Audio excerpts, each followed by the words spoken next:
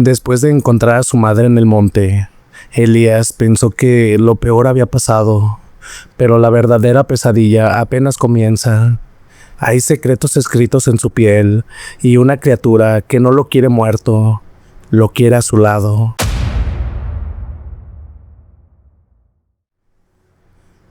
No dormí esa noche. De hecho, no pude siquiera apagar la luz. Me pasé horas sentado en la cocina con la grabadora en las manos, repitiendo ese fragmento. Elías, uno de ellos. La voz era gutural, espesa, como si saliera desde el fondo de una garganta que no está hecha para hablar. Y sin embargo, me conocía, sabía mi nombre. Pero lo peor no era eso, lo peor era la marca. 3 líneas en diagonal, delgadas pero profundas, como si me hubieran marcado con una zarpa. No sangraban, pero ardían con un calor seco, como si algo dentro de mí reaccionara cada vez que me acercaba a la puerta de entrada. Intenté llamarle a alguien, policía, protección civil, nada. Las líneas estaban caídas o simplemente no contestaban. Era como si el pueblo entero se hubiera tragado su voz. Al amanecer salí al patio trasero. La brisa era fría y el monte, a lo lejos, parecía respirar. Las ramas se mecían como si una presencia se moviera entre los árboles. Mientras recogía leña, escuché que alguien silbaba, un silbido largo, constante, igual al que usa mi madre cuando me llamaba de niño. Me paralicé. Ese silbido no lo escuchaba desde que tenía 9 años. Me volví lentamente. Ahí estaba él, un hombre mayor, sucio, con el cabello revuelto y los ojos hundidos. Llevaba un morral colgado al hombro y cojeaba un poco al caminar. «No deberías estar aquí solo, muchacho», me dijo sin saludar. «¿Quién es usted?», pregunté tenso. «Soy don Apolinar. Viví muchos años aquí, antes de que esto», señaló el monte, «empezara a pudrirse». Lo invité a pasar. No confiaba en él, pero necesitaba hablar con alguien que supiera más. Algo en su mirada me decía que había visto cosas. Se sentó a la mesa, sacó un cigarro negro y lo encendió. «Lo vi salir al monte anoche. No deberías haber hecho eso. El bosque ya no pertenece a los hombres». Le conté todo, el ruido en la casa, la voz, la figura, las marcas. Don Apolinar me observó sin sorprenderse. «No es la primera vez que pasa», dijo. «Esto empezó hace décadas. Siempre escogen a uno, lo llaman, lo prueban». «¿Probarme?» «Te marcan. Si sobrevives, te reclaman. Si luchas, te casan. Tu madre, ella también fue marcada». Mi garganta se cerró. «¿Qué está diciendo?» Apolinar sacó un papel viejo, arrugado.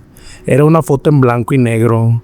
Un grupo de 5 personas frente a la iglesia del pueblo. Entre ellas, mi madre, más joven, con una expresión grave. Y a su lado, un hombre enorme, de mirada vacía. En su brazo, apenas visible, las mismas 3 marcas. «Ese era tu abuelo. Nunca lo conociste porque desapareció en el monte, pero regresó, aunque ya no era él. Tu madre escapó antes de que fuera demasiado tarde». Me temblaban las manos. «¿Y por qué ahora? ¿Por qué a mí?» Don Apolinar se levantó lentamente. «Porque ya es tiempo. Cuando uno muere, escoge al siguiente. La sangre llama, muchacho, y tú regresaste justo cuando ellos necesitaban». Salió sin decir más, dejando la puerta abierta. Lo seguí al instante, pero ya no estaba, como si se lo hubiera tragado el monte. Esa noche no dormí. Volví a revisar la grabación. Al aumentar el volumen, entre la respiración pesada de la criatura, se escuchaba algo más. Una voz femenina temblorosa. «Hijo, no entres al bosque, no lo dejes salir». Mi madre. Pasaron 2 días sin señales de don Apolinar. Revisé todos los rincones del pueblo, la pequeña tienda en la plaza, la cantina olvidada junto a la iglesia, la veterinaria cerrada desde hace años. Nadie lo conocía, nadie lo había visto jamás. Cuando mostré la fotografía vieja a doña Leti, la que vendía pan frente al panteón, palideció. Ese hombre, ese no es de aquí, dijo, pero no hablaba de don Apolinar. Señalaba al tipo alto que estaba junto a mi madre en la foto, mi abuelo. ¿Qué sabe de él?, insistí. Ella titubeó. Luego, mirando hacia todos lados como si alguien pudiera escucharla, susurró: pregúntale al padre Basilio, él sabe cosas que no deberían saberse.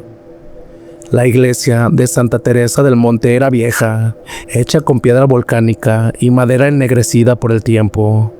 Entré justo cuando caía la tarde y el eco de mis pasos se mezclaba con el rechinar de los vitrales. El padre Basilio era un hombre delgado, de voz rasposa y cara marcada por el tiempo. No me sorprendió que supiera quién era antes de que dijera una palabra. Hijo de Marta, pensé que no regresarías nunca, murmuró mientras encendía una vela. Necesito saber la verdad, dije, directo. Me estudió en silencio, luego caminó hacia la sacristía y sacó una llave vieja de hierro.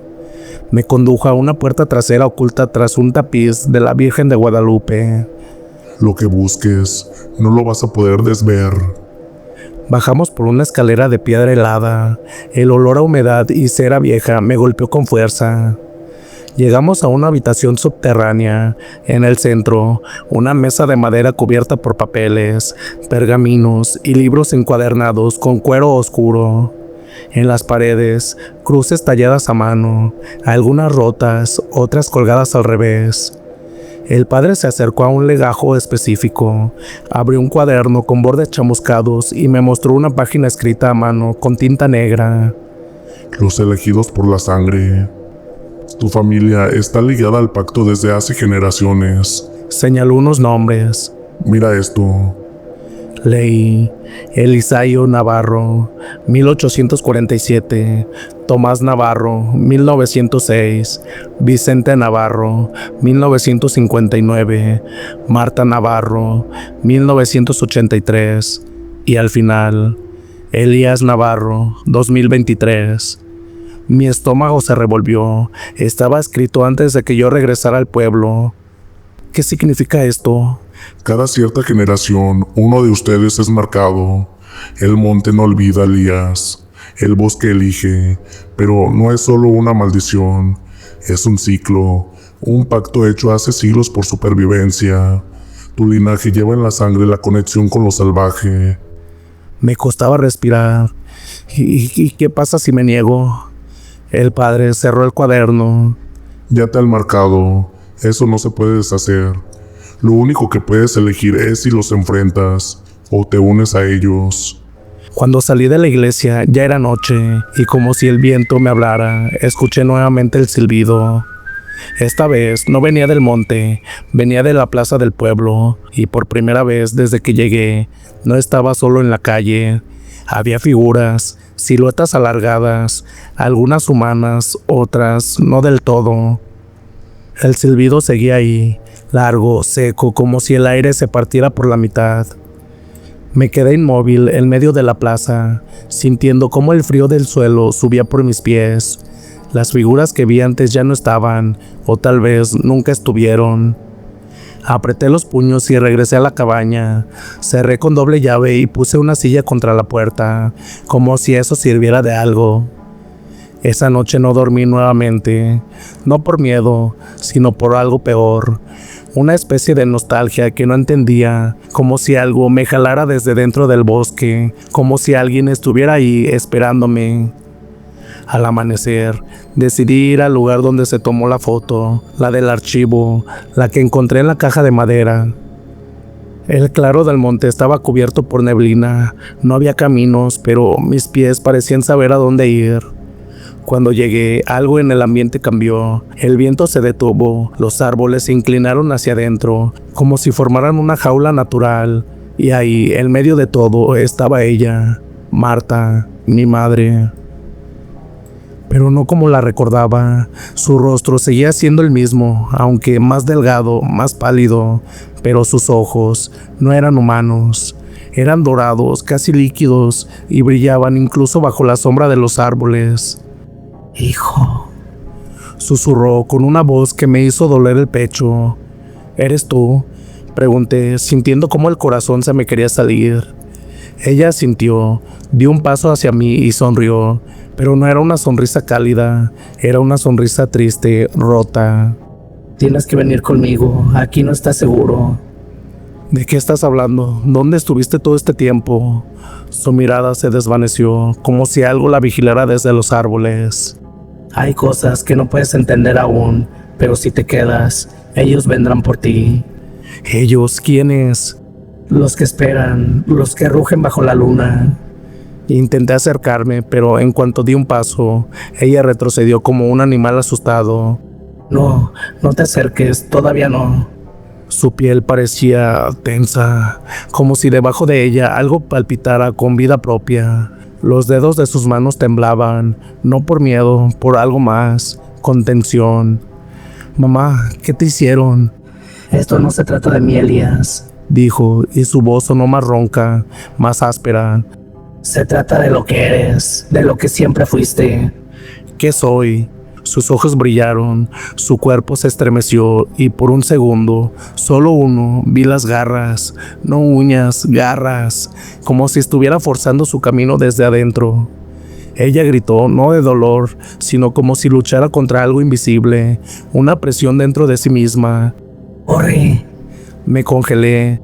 ¡Corre, Elías! Y entonces lo entendí, ella no estaba sola en ese cuerpo. Eché a correr sin mirar atrás, sentí ramas romperse, hojas volar, algo detrás de mí que jadeaba, que corría más rápido que yo, que arañaba los árboles a cada paso, pero nunca me alcanzó.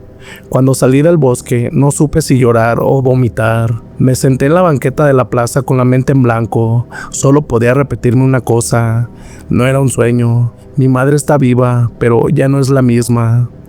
Estuve horas sentado en la banqueta de la plaza.